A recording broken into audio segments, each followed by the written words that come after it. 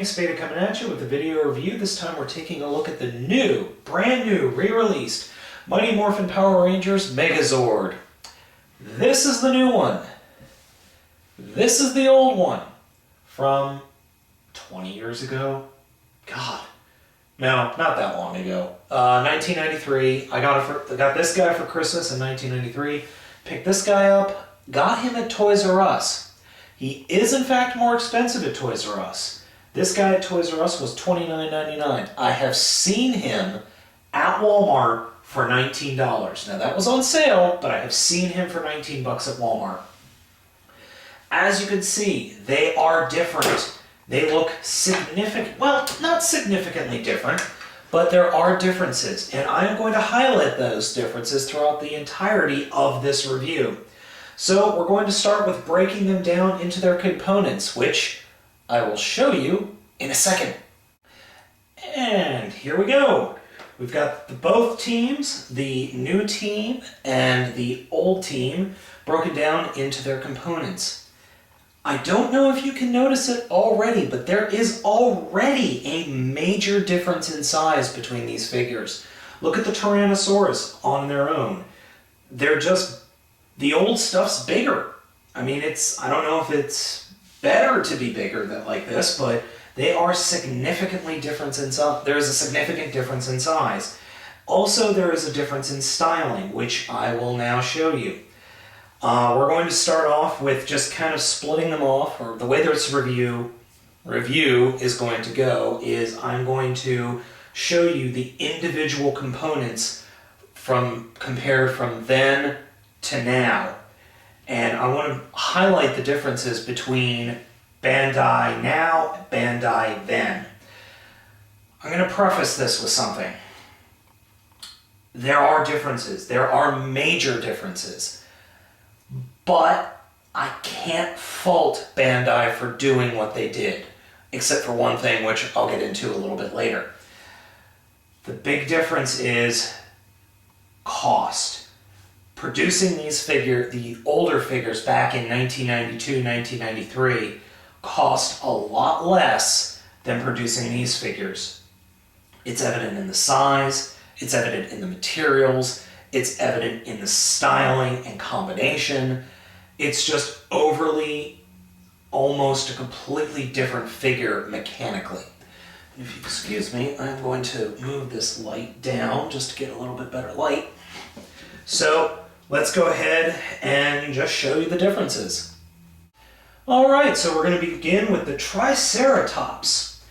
Arguably the lamest figure of the group.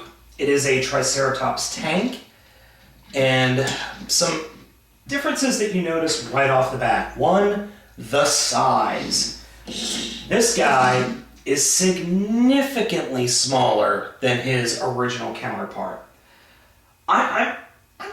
we're talking at least 3/4 the size. I'm shocked at the overall shrinkage here. I will admit, however, even though there is a significant amount of shrinkage, the detailing is pretty much identical.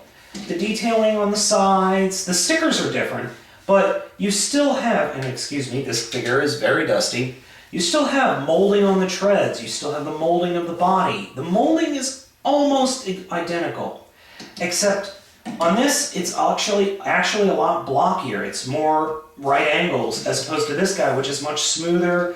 There is a definite, you're starting thinner here and going thicker down to the treads, but there are some major differences. No chrome. That's something you'll notice on the variety of all these figures. Parts that were chromed are no longer chromed. These are now separate pieces, but they don't come off, as opposed to these guys, which actually do come off fairly easily. The horns, I mean. Stickers are pretty much the same. Coloring is different. This is a more typical blue. This is more of a navy blue. Also different are the tails, as you can see. This comes with, actually came in 2 pieces with rotating chrome bits. This just looks more like an ankylosaurus tail that's used for pounding. So, as you can see, they are pretty darn different. This feels a lot cheaper. the plastic doesn't feel as tough as this plastic does. Oddly, weight, they're actually pretty much similar in weight, believe it or not. So transformation is exactly the same. You just flip up the tail bit on both figures and go all Voltron on it. Now, unfortunately, this does have a very loose ratchet. This has a very, very loose ratchet, but it's there. This one, you can hear the clicks. On the rear of the figure, I hate to use the word rear, as you can see, this is a much bigger cavity than that. This just pegs into the Tyrannosaurus. This actually attaches to the Tyrannosaurus. Another thing I forgot to mention. On the bottom treads, you can't see it in the black, or you might be able to. There are no wheels here. This is all just molded plastic. While this has 4 wheels on the bottom. I'm not sure what to say, but other than I think it's pretty obvious which one's bigger. And continuing with the leg front, we're going to look at the Sabertooth Tiger, which is really weird because mammoths and saber-toothed tigers did not exist at the time of the dinosaurs. I know, I'm just being picky. Anyway, as you can see here, again, same issues. Very significantly smaller. Lack of chrome. Detailing is very similar, but there is obviously detailing missing. I'm just astounded that they got as close to the model as they did. Another thing that really irritates me with the US version is the screw holes. The screw holes are evident everywhere. I mean, it's on the side of the head and the side of the body. On the Japanese, or the original release, yes, you have screw holes, but they're covered up. Okay, I'm lying. No, they're not.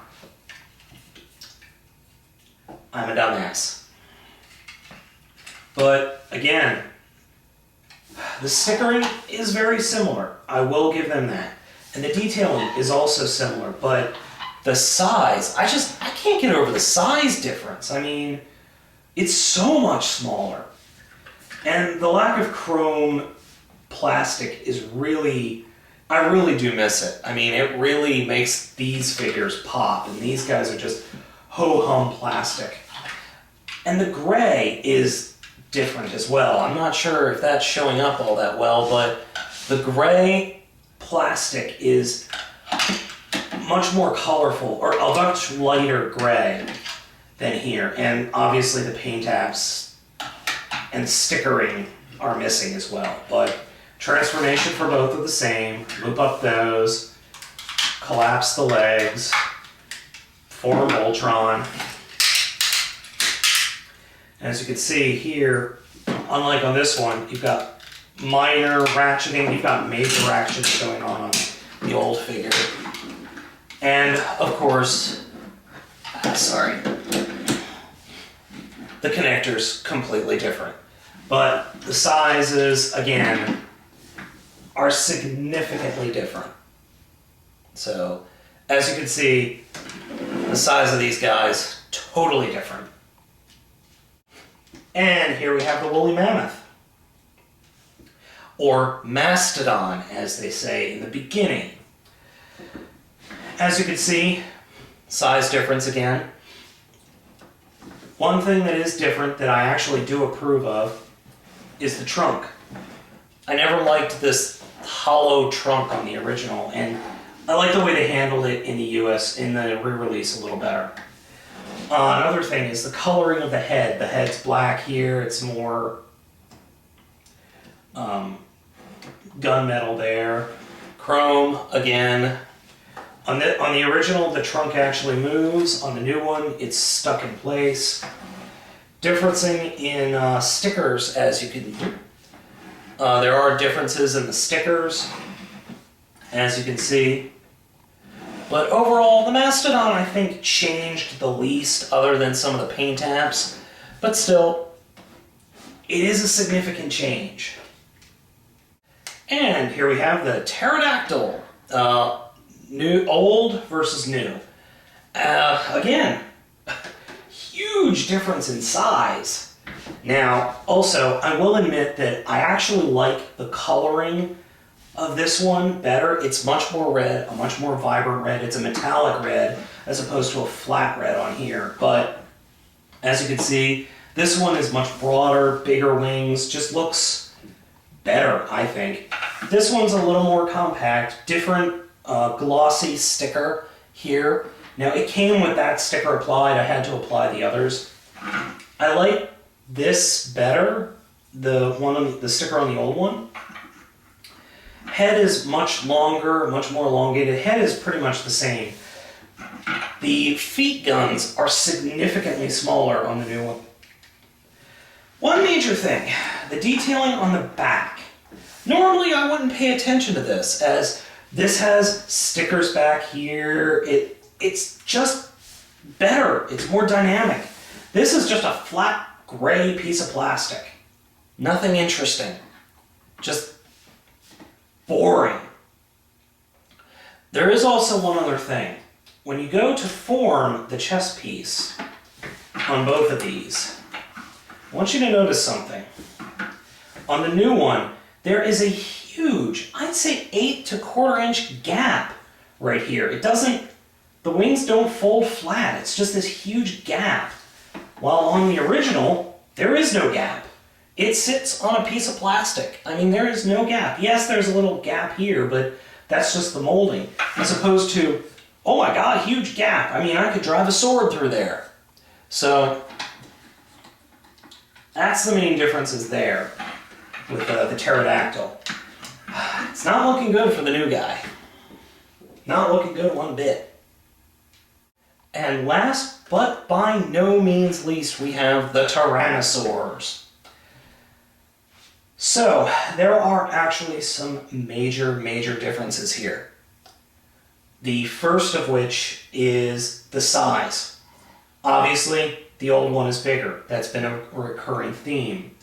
The detailing is very similar. You've got all the same panel lines, but the depth of the detailing is much shallower on the new guy. It's hard to see, and it's not going to come across in this video very well, but there is a significantly more amount of detailing in the old figure than in the new. I can't, my camera isn't precise enough to pick it up. Another difference is the tail on the old one actually collapsed and folded up like that. Doesn't do that on the new one. On the new one, you've got these kneecap pegs. Don't have that on the old one. On the old one, this joint, this foot joint, is nice and tight. It will hold the figure up. Not so much with the new one. The new ones, the feet joints are very loose. On the new one, the teeth are actually painted on... I was surprised. I didn't think they'd actually paint the teeth up there, but they did. And I actually don't have... The sticker that was in the mouth on the original Tyrannosaur fell apart, fell off. Also, for some reason, the new one looks crunched in. It has a much thinner body compared to its head than the old one did. It was much more in proportion on the old one. But otherwise, it looks fine. I'm impressed with the cutbacks that they made. It looks pretty good. Unfortunately, things like hollow legs, I always notice. All the limbs on the new guys, I forgot to mention, are hollow, which drive me crazy. So, let's go ahead and get these guys formed up into tank mode. So, I am going to zoom out here so you guys get a better look. Alright, so let's start with the old guy. Take Sabertooth Tiger. And I'm going to put it so that the screw holes on the Tiger, and, well, you know what, it really doesn't matter because they have screw holes on the same sides. So, now, in the original figure, this is how you would form the tank. And I showed that in my original video review. You collapse the legs, push the button in on the leg, and that allowed you to rotate the knees up like this. There we go. So that's the way it stands. Just attach them. Okay.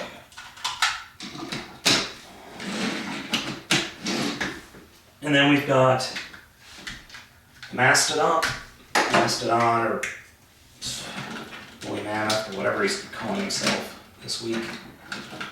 And I grabbed, of course, the new one. I've done that a couple of times. If I'm in a hurry, I've grabbed the wrong figure. I will admit I have done that a few times. So I'm just doing this quickly because if you want a slower version, go back and watch my original Power Rangers assembly review.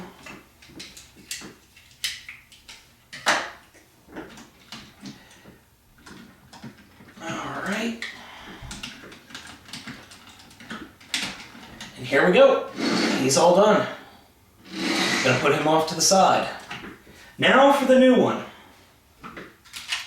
So we'll do the same thing to Triceratops and Sabertooth Tiger. Alright, so this is a little weird. You have to collapse the knee. You would expect it to do that and collapse the knee all the way down like that. I'll zoom in so you can see what I'm talking about a little better. You would expect to collapse the legs like this. That's actually not the way you're supposed to do it. And if you look at the directions carefully, it says you need to leave the legs like that. And a lot of reviewers have just collapsed the legs all the way. So you have to leave the legs like that. What that does is enables you to get the classic look. And we just plug the things into the dino asses. And then we'll put Mastodon's head on. Knock number one. I do not like the amount of space left in here. It's significantly more than the original figure. So this is where this really, really gets different. If we were to put it on the way the original one does, you'd have these giant open gaps because they didn't bother to fill this in and make a hollow piece like the original figure does. Cost-saving measure. Instead, they've gone ahead, you have to rip the arms off and then attach them on the other side. One, big cost-saving measure. Two, it also allows the figure to have the combining features with other figures that are sold, which I never thought it needed. The only thing it needs to combine with is the Dragonzord. So, zoom out here. And just do the same thing with the Pterodactyl.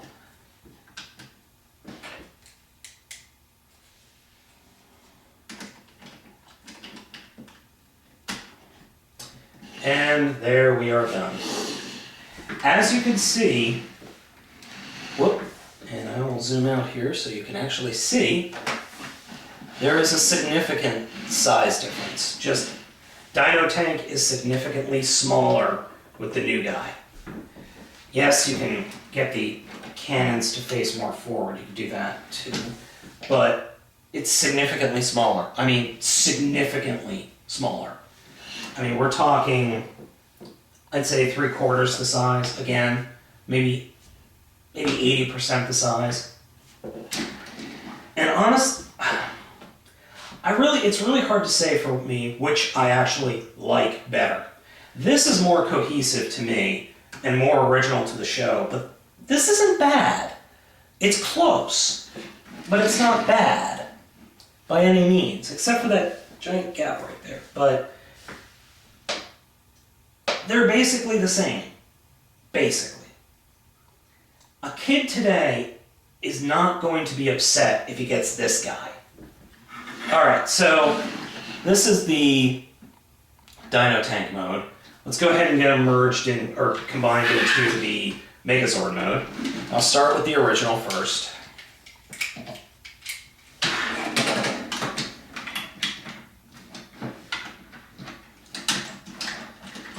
And it's pretty much just the way you think.